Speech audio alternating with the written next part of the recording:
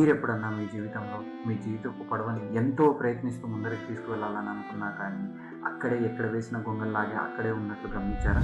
అయితే ఈ వీడియో మీకోసమే అన్నమాట. ఆ లంగర్ అన్నటువంటిది పడవను ముందరికి నడిపించట్లేదు, అది ఎక్కడో బయటలేదు, మీ లోపలే ఉందంటే మీరు ఆశ్చర్యపోతారా? తప్పకుండా ఈ వీడియో అన్నటువంటిది లాస్ట్ వరకు చూడండి, నేనేం చెప్తున్నానో అర్థం చేసుకునేందుకు. ఇప్పుడు మీరు చూడబోయేటటువంటి పిక్చర్లో దుర్గామాత అన్నటువంటిది ఎంతో క్రూరంగా, హేయంగా తన యొక్క త్రిశూలంతో 10 చేతులతో ఆ రాక్షసుని చంపడం అన్నటువంటిది గమనిస్తున్నారా? ఏంటనుకుంటున్నారు ఇది? తన యొక్క 10 చేతులే ఈ యొక్క 10 దిక్కులు బ్రహ్మాండంలో ఉన్నటువంటిది. అలానే ఆ యొక్క రాక్షసుడే మనతో పాటు ఇంకా ఉన్నటువంటి ప్రతి ఒక్క జీవి అన్నటువంటి వాడు. ఆ దుర్గాదేవి యొక్క త్రిశూలం అన్నటువంటిది, ఆ ఉన్నటువంటి 3 కొమ్ములు అన్నటువంటివి, ఆ త్రిశూలంలో త్రివిధ తాపాలు అన్నటువంటిది, ఆధ్యాత్మిక, ఆది దైవిక, ఆది భౌతిక. అవంటే ఏంటి అని అనుకుంటున్నారా? ఇది ఖచ్చితంగా మీ అందరి లైఫ్లో ఫేస్ చేసే ఉంటారు, ఫేస్ చేయాల్సిందే ఈ ప్రపంచంలో ఉన్నవాడు. ఆధ్యాత్మిక్ అనంటే నీలో నీకున్నటువంటి అంతర్మదనం వల్ల వచ్చేటటువంటి కష్టాలు. ఉదాహరణకు మానసిక ఒత్తిడి కావచ్చు, నీకు తలనొప్పి కావచ్చు, కడుపు నొప్పి కావచ్చు, జ్వరం కావచ్చు, ఇంకొకటి కావచ్చు, నీ దేహం వల్ల నీకే వచ్చేటటువంటి కష్టాలు. రెండవది పక్కుని వల్ల వచ్చినటువంటి కష్టాలు అన్నటువంటి, పక్క జీవి వల్ల వచ్చినటువంటి కష్టాలు అన్నటువంటివి, ఆది భౌతిక అన్నటువంటివి. ఉదాహరణకు ఒక దోమ కుట్టడం వల్ల డెంగ్యూ రావచ్చు, ఒకడు మన ముఖం మీద ఉహు అని దగ్గడం వల్ల మనకు కోవిడ్ అన్నటువంటిది రావచ్చు, లేదా ఒకడు వచ్చి మనల్ని పొడవచ్చు, యాక్సిడెంట్ చేయవచ్చు. ఇలా ఎన్నో ఉన్నటువంటి కష్టాలు అన్నటువంటివి ప్రతి ఒక్కడు ఫేస్ చేస్తూనే ఉన్నాడు. ఇంకొకటి వచ్చేసి ఆది దైవికన్ అనమాట, దేవతల వల్ల వచ్చేటటువంటి కష్టాలు. ఉదాహరణకు కరువులు, కాటకాలు అన్నటువంటివి, వరదలు అన్నటువంటివి, తుఫాన్లు అన్నటువంటివి, సునామీలు అన్నటువంటివి, భూకంపాలు అన్నటువంటివి, ప్రళయాలు అన్నటువంటివి. సో ఇటువంటి విషయాలన్నింటినీ మనం ఇన్సూరెన్స్ వాళ్ళని అడిగితే దేవుడే నీ షాప్ కూల్చేశాడు అంటున్నారు. అదేదో యాక్ట్ ఆఫ్ గాడ్ అంట. ఇది మన చేతిలో ఉన్నటువంటిది కాదు, దేవతల చేతిలో ఉన్నటువంటిది అన్నటువంటి విషయం అన్నమాట. కానీ ఎవ్వడు ఈ విషయాన్ని మాట్లాడకుండా ఎందుకు ఆ యాక్ట్ ఆఫ్ గాడ్ ఉంది, ఆ దేవతలు ఎందుకు కష్టపెడుతున్నారు అన్నటువంటిది, లేదా ఎందుకు ఈ త్రివిధ తాపాలు ఉన్నాయన్నటువంటి ఎంక్వైరీనే చేయాలి. ఎందుకని అనుకుంటున్నాను? ఉదాహరణకు మనకు ఒక పిల్లంతోనే కష్టంగా ఉన్నప్పుడు, 3 పిల్లలు ఉన్నప్పుడు ఇంకొకరికి చెప్పుకోవడం అవుతుందే? ఎవరికన్నా చెప్తే ఏమంటారంటే ఎందుకు చేసుకున్నావురా అని అంటారు. సో సేమ్ అలానే ఈ యొక్క దేహం ఉన్నటువంటిది ఎందుకు తీసుకున్నాం అన్నటువంటి క్వశ్చన్ అన్నటువంటిది మనలో రావాలి అని అనమాట. ఎక్కడ వేసిన గొంగలి అక్కడే ఉండటం అన్నటువంటి దానికి ద్రౌపద వారు ఒక స్టోరీ అన్నటువంటిది చక్కగా ఇలా చెప్పారని అనమాట. ఒకానొక నాడు ఒక పెళ్ళికొడుకు బృందం అన్నటువంటిది నదికి అవతల వైపు ఉండగా, నదికి యువతల వైపు ఉన్నటువంటి పెళ్లి కూతురు ఇంటికి వెళ్ళాలి, మరుసటి రోజు ఉదయానికి పెళ్ళికల్లా అని చెప్పేసి ప్లాన్ చేసుకున్నారు. ఆ దానికోసం అని చెప్పేసి నది ఒడ్డుకు వస్తే ఒక బోట్ అన్నటువంటిది కనిపించింది. దాంట్లో ఒక బోట్ మ్యాన్ అన్నటువంటి వాడు కనిపించాడు వాళ్ళకి. ఆ బోట్ ఎక్కేసి తనకు చెప్పారు, అయ్యా రేపు ఉదయం కల్లా మేము పెళ్లి కూతుర్ని కలవాలి, ఇది అంతా పెళ్లి కొడుకు బృందము, ఇక్కడ ఉన్నటువంటి వారు మొత్తం అక్కడికి వెళ్ళి పెళ్ళి అన్నటువంటిది జరుపుకోవాలి అని చెప్పేసి చెప్పారు. ఆహా, ఇంతకన్నా మంచి బేరం నాకు దొరుకుతుందా అని చెప్పేసి ఆ పడవలో ఉన్నటువంటి వాడు, అయ్యయ్యో చక్కగా కూర్చోండి, నేను మిమ్మల్ని ఎంతో చక్కగా తీసుకువెళ్తాను, నేను ఎంతో కష్టపడతాను, నేనెంతో నా తెడ్డుని బాగా ఈదడానికి ప్రయత్నిస్తాను, నా తెడ్డుతో బాగా ఈదుతాను, సో దట్ నా పడవ అన్నటువంటిది ఎంతో వేగంగా ముందరికి వెళ్ళి మిమ్మల్ని ఇట్టే చేరుస్తుంది అన్నారు. సర్లే పాపం ఈ పడవవాడు అన్నటువంటి వాడు ఎంతో నమ్మకస్తుడుగా ఉన్నాడని చెప్పేసి ఆ పడవలోకి ఎక్కినటువంటి పెళ్ళికొడుకు బృందం మొత్తము అప్పుడే చక్కగా భోంచేశారు. చల్లటి గాలి వస్తుంది నదిలో. అప్పుడు ఏమవుతుంది? నిద్ర అన్నటువంటిది వస్తుంది. సర్లే అని అందరు చక్కగా నిద్రలోకి జారుకుంటే ఉదయాన్నే లేచి చూస్తే తెల్లబోయారు. ఏమిటి అని అంటే పడవ ఎక్కడున్నది అక్కడే ఉంది, కానీ ఈ పడవలో ఉన్నటువంటి వాడేమో ఈ తెడ్డు తీసుకొని ముందరికి ఇగ్గుతూనే ఉన్నాడు, కానీ ముందరికి వెళ్ళట్లేదు. అరే ఏంట్రా బాబు, ఇంత మోసం చేస్తావా మమ్మల్ని, మేము ఇప్పుడు పెళ్ళి ఎలా అటెండ్ అయ్యేది అని చెప్పేసి వారు అడిగితే, అయ్యో నా తప్పేం లేదండి, నేను మాత్రం మిమ్మల్ని ముందరికి తీసుకువెళ్ళటానికి ఎంతో కష్టపడి ఈ తెడ్డును అన్నటువంటిది కొడుతూనే ఉన్నాను నదిలో, కానీ పడవ ముందరికే వెళ్ళట్లేదండి అన్నటువంటి విషయం చెప్పాడు. వీరు తెల్లబోయి ఏంట్రా రీజన్ అని చూస్తే అక్కడ ఉన్నటువంటి లంగర్ అన్నటువంటిది, యాంకర్ అంటాం కదా, అది ఎత్తి పడవలోకి పెట్టలేదు. కాబట్టి ఎక్కడ ఉన్నటువంటి పడవ అక్కడే ఉంది. మనము ఇటువంటి ప్రయత్నం ఎలాంటిదని అంటే, మనము వెయిట్ లాస్ అవ్వాలని చెప్పేసి మంచి ఇంటెన్షన్తో ఉంటామని అనమాట. కానీ చక్కగా స్వీట్లు, సమోసాలు, పూరీలు, కజ్జికాయలు అని చెప్పేసి నానాక విషయాలన్నీ వెయిట్ లాస్కు అగెనిస్ట్గా ఉన్నటువంటివన్నీ తిని వెయిట్ లాస్ అవ్వాలని అంటే అవుతామా?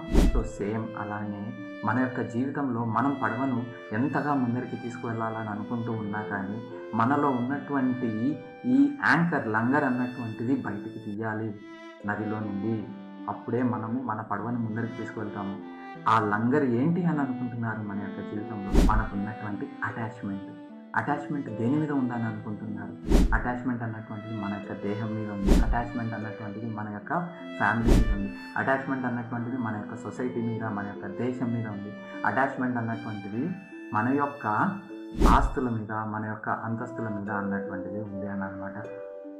మరి వీటిని ఎలా పోగొట్టుకున్నంత మాత్రం చేత మనం వాటికి దూరం అవుతామా? తప్పకుండా ఈ విషయం అన్నటువంటిది మీరు వినాలి. దానికి మనకు ఒక నాయకుడు అన్నటువంటి వాడు కావాలి. సరే, మాకున్నాడు కదా చీఫ్ మినిస్టరు, ప్రైమ్ మినిస్టరు, ఇంకా ఎందరో నాయకులు, ఎమ్మెల్యేలు, ఎంపీలు, వాళ్ళు ఏమన్నా మనకు సాల్వ్ చేస్తారా అని అనుకుంటున్నారా? ఫస్ట్ ఆఫ్ ఆల్ వాళ్ళకైనా కానీ ఈ లంగర్ అన్నటువంటిది ఎలా తీయాలో తెలుసా? పొలిటికల్గా, ఎకనామికల్గా, సోషల్గా ఎన్నో విషయాలలో మనల్ని ఇంప్రూవ్ చేయాలని చెప్పేసి ప్రతి ఒక్క నాయకుడు ఎంతో మంచి ఉద్దేశంతో కష్టపడుతూనే ఉన్నాడని అనుకున్నాను.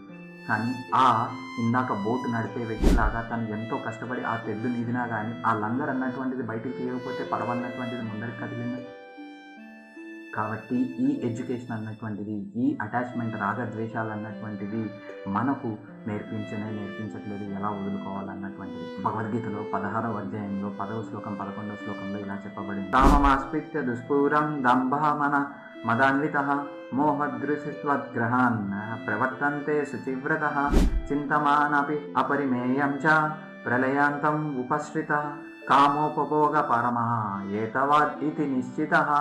మన యొక్క తృప్తి చెందినటువంటి కామం చేత, దురహంకారం, తోడును, మదము ఉన్నటువంటి భ్రాంతి చేత ఒక జీవి అన్నటువంటి వాడు తన యొక్క స్వభావాలతో అశాశ్వతమైనటువంటి ఈ విషయాల మీద ఆకర్షితులు అవ్వడం వల్ల సదా అపవిత్రత కార్యాలయంలో ప్రవర్తిస్తున్నాడని అన్నమాట. అది మనకు ఎటువంటి ప్రాబ్లానికి గురి చేస్తుందంటే ఈ ఇంద్రియ తృప్తి అన్నటువంటిది తీరకుండా చేస్తుంది. దానివల్ల మనము ఖచ్చితంగా ముఖ్య అవసరం ఏంటి అన్నటువంటి విషయాన్ని విశ్వసించలేకపోతున్నాము మన జీవితంలో. ఈ విధంగా జీవితంను దుఃఖము వైపుకు అపరిమితంగా మూవ్ చేస్తూ ఉన్నాము అన్నమాట. మన లైఫ్ని వేలాది ఆశాపాశములచే బద్దులమయ్యేసి, కామక్రోధములందు నిమగ్నములమయ్యేసి, ఇంద్రియ భోగము కొరకు వారి అధర్మ మార్గము ద్వారా ధనం ఆర్జించుతున్నాము. సో ఈ యొక్క లైఫ్ అన్నటువంటిది కేవలం ఇంద్రియ భోగం కొరకే కాదు అండి. ఈ రాగద్వేషాలని ఎలా కొట్టివేయాలి అనంటే మనకు శ్రీకృష్ణుడు భగవద్గీతలోనే దానికి సమాధానం అన్నటువంటిది చక్కగా చెప్తున్నారన్నమాట. ఈ యొక్క భౌతిక ప్రపంచం యొక్క వేర్లు అన్నటువంటివి మర్రి చెట్టుకు ఉన్నటువంటి వేర్లలాగానే ఎంతో లోపలికి వెళ్ళి ఉన్నాయి. ఒక మర్రి చెట్టును చూసామని అనుకోండి, ఒక కొమ్మ నుంచి వచ్చినటువంటి వేరు భూమిలోకి వెళ్ళడం వల్ల మరొక చెట్టు అన్నటువంటిది వస్తుంది. ఇలా ఒక పెద్ద సామ్రాజ్యం మొత్తము మర్రి చెట్టుతో కవరప్ అయి ఉండడం వల్ల ఏ కొమ్మ అన్నటువంటిది స్టార్టింగ్ అన్నటువంటిది ఎవ్వరూ కనుక్కోలేరు. అలానే ఈ యొక్క జీవితంలో ఉన్నటువంటి రాగద్వేషాలు అన్నటువంటివి ఎప్పుడు ఎలా మొదలయ్యాయి ఈ జీవితం అన్నటువంటిది కనుక్కోవడం అన్నటువంటిది ఎంతో కష్టతరమైనటువంటి విషయం. కానీ 15వ అధ్యాయంలో 3వ శ్లోకంలో 4వ శ్లోకంలో కృష్ణుడు చెప్తున్నాడు, నరూపమశేయ తదోపలభ్యతే నాంతో నచాదీర్ణ చ సమప్రతిష్ఠః అశ్వత్థమేనం సువిరూఢమూలం అసంగశాస్త్రేణ దృఢేన చిత్వా తథా పదం తత్ పరిమార్గితవ్యయం యస్మిన్ గదానా నివర్తంతి భూయా తమేవ చాద్యం పురుషం ప్రపద్యే యథ ప్రవృత్తా ప్రస్త్రపురాణి. సో ఈ మూడల మర్రిని మనం త్యజించాలి అని అంటే ఇవన్నిటికీ మూలమైనటువంటి ఆది అయినటువంటి అంతమైనటువంటి శ్రీకృష్ణుని యొక్క పాద పద్మముల యొక్క సేవలో ఉంటే మనము ఈ విషయాన్ని త్యజించగలము అని చెప్పేసి చెప్తున్నారని అనమాట. శ్రీకృష్ణుడే స్వయాన భగవద్గీత. మనము మన యొక్క జీవితంలో శ్రీకృష్ణునికి శరణాగతి పొందడానికి నవవిధ భక్తులు అన్నటువంటి ఉన్నాయి.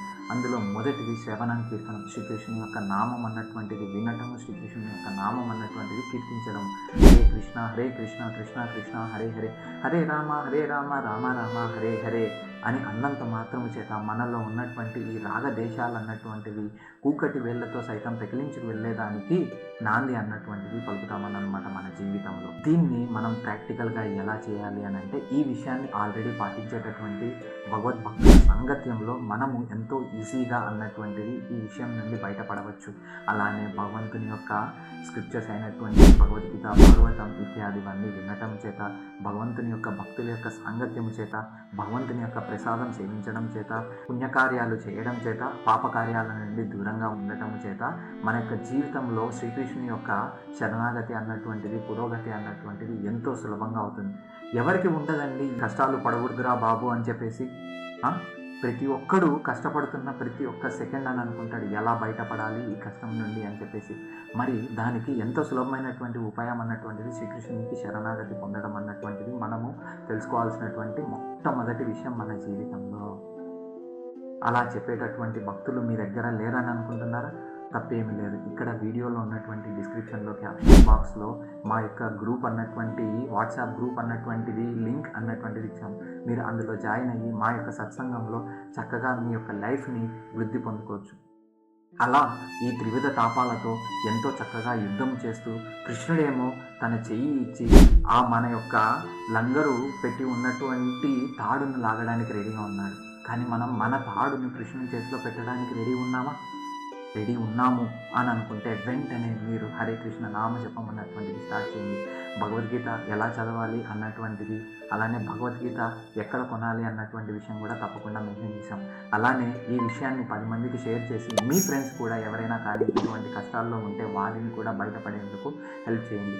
మీరు ఏదన్నా కష్టం పడి ఉంటే అందులో శ్రీకృష్ణుడు మీ యొక్క జీవితాన్ని ఎలా మార్చాడు, దేవుడు ఎలా అన్నటువంటిది మీ యొక్క కష్టాన్ని పోగొట్టాడు అన్నటువంటి విషయాలు అన్నటువంటివి మీరు కామెంట్ బాక్స్లో మెన్షన్ చేయొచ్చు. అలానే ఇప్పుడున్నటువంటి వీడియో నుంచి చిన్న క్వశ్చన్స్ అన్నటువంటివి మనము కామెంట్ బాక్స్లో ఇచ్చాము, అవి ఆన్సర్ చేయడానికి ప్రయత్నించండి. హరే కృష్ణ.